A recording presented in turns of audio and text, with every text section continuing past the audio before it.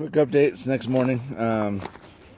Cranked away a lot last night. We were part of eating the auto parts store. So right now it looks like a motors exploded everywhere, which there's a lot of truth to that. So I'm gonna reassemble that transwarp motor, and then unfortunately, I'm showing the other videos.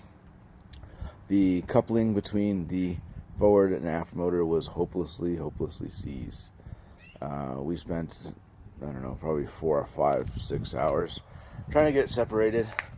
In the process, broke the casting, the bell, pushing the shaft through.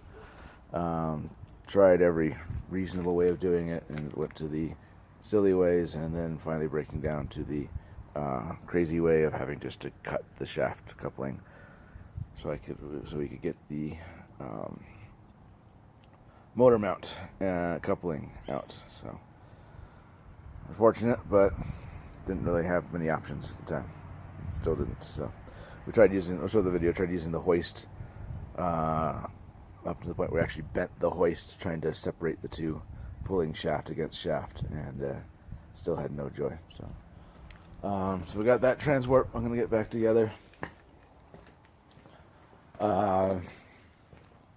and then I've got to put that one together. Corey's been helping out a lot. Really appreciate it. He's run over and got to borrow a press so he can press off the fan and another assembly and put it together. So hopefully we'll have two good working motors out of pieces of 5 motors.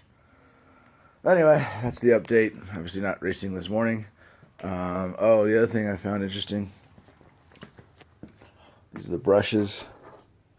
So you got hot enough that's the little rubber silicone. Let's get that to focus. That's the rubber silicone that they put on top of the split top brushes. It got hot enough that almost all of them are melted. You can see.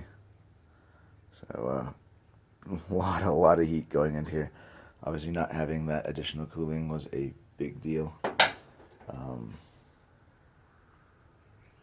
Obviously this one vaporized entirely. The carbon handles that heat change very well, but it held up, but everything else didn't.